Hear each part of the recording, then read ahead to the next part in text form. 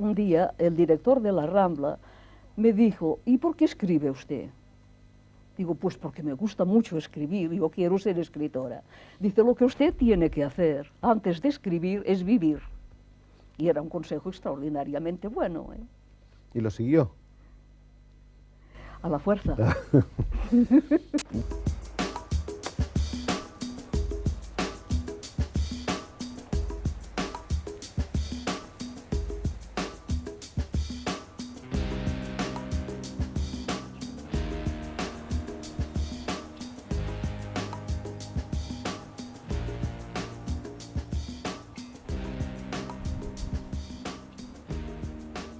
El 23 de gener, que era un dilluns, passen moltes coses. De moment tenim el Carles Riba i el Pous i Pagès, que són a Girona, i després hi ha Antoni Rovira i Virgili, que vivia a Horta i que baixava caminant amb la seva família, i que era diputat al Parlament i escriptor, no sabent què havia de fer. Anava una mica perdut, com quasi bé tots. Al matí, a la seu de la Institució de les Lletres Catalanes, se sap que el Riba i el Pous i Pagès han marxat. I això causa una gran commoció i el Trabal diu que els capitans són els últims en deixar el vaixell. Després es convoca una reunió de la institució a 2:15 al Palau Robert, que era on es feien aquestes reunions, i en aquesta reunió hi assisteixen Pompeu Fabra, Joan Oliver, Josep Maria Capdeviles, Antoni Rovira i Virgili, César August Jordana i el Serra Hunter. Decideixen que marxaran, intentar marxar, i que s'emportaran el llibre d'actes de la institució, i que en absència del president i del vicepresident, el president serà en Pompeu Fabra. Després d'aquesta reunió poden parlar amb en Carles Pissunyer, el conseller de Cultura, i aquest els diu que ha enviat per unes gestions a fora en en Pous i en Riba.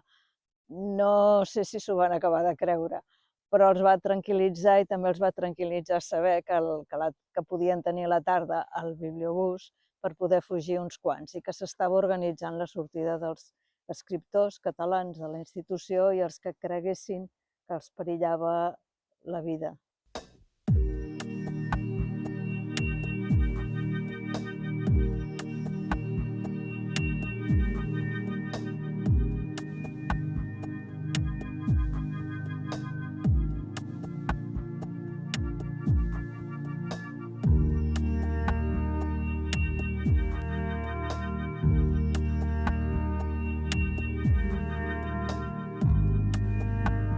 Segurament sortien d'aquí els de la colla de Sabadell, el Francesc Trabal amb la seva dona, la seva mare, el seu germà i la seva cunyada, el Joan Oliver amb la seva dona i el Joan Prats, l'Armand Obiols.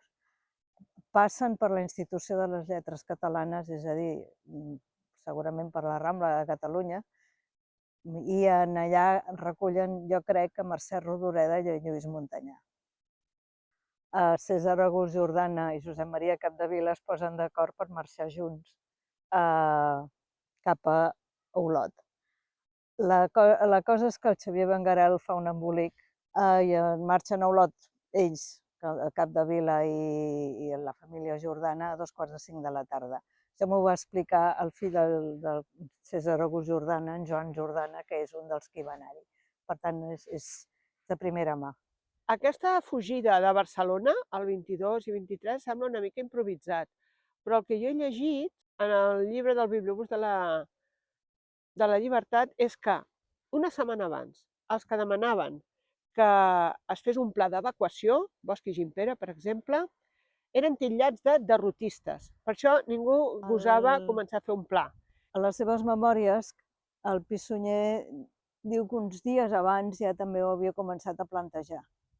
A veure, jo tinc un problema perquè m'he trobat que hi ha intel·lectuals que van fugir ajudats per la Generalitat, que els hi van posar unes ambulàncies, els professors d'universitat, un bibliobús, un camió descobert, tal.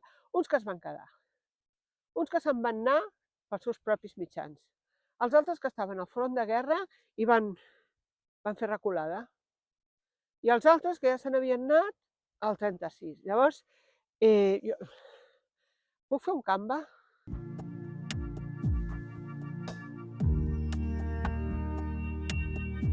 En allà només es queden una secretària i l'Anna Murià, que a part d'estripar papers, es queden per avisar els que s'acostin que l'endemà hi haurà un camió que sortirà del Palau Robert al matí a primera hora. A mi el que m'agrada, voldria acabar, si em deixes, amb un fragment de l'Anna Murià d'aquest serà el principi, que és una mena d'autobiografia novel·lada, o sigui, no tot el que passa és exacte, però sí els sentiments, i és un dels personatges. I explica aquesta nit, entre el 23 i el 24, que era la nit que també tothom aprofitava, quasi tothom, per estripar papers i per preparar 4 coses, les maletes, per dir-ho d'alguna manera. Estrany, tot fou estrany. Quin estrany formiguer el dels barcelonins aquella darrera nit. Els indefensos per tantes raons, amuntegats en els refugis, en els soterranis o arraulits als llits, escoltant tremolosos la caiguda de les bombes cada mitja hora. Els que havien covat l'odi glatien esperançats, sense saber que potser aviat matarien aquella esperança. Els resignats, el demà, tenebrós, es preparaven a conjurar el perill, cremaven papers i feien desaparèixer objectes. Els decidits a cercar un principi que fos el que fos després del final, a la llum de les espelmes omplien una maleta amb allò que els semblava més útil o que no volien abandonar. Emprenien la marxa per les carreteres. Saps que vaig tenir un somni? No? Sí, molt bo. Era, la Sagrada Família decidia no construir en un any i tots els diners donar-los a una fundació perquè es fes la sèrie sobre Roissy. Ostres, que Sí, m'ho van dir a mi. Llavors jo t'ho explico a tu i tu què dius? No, un any no, 2.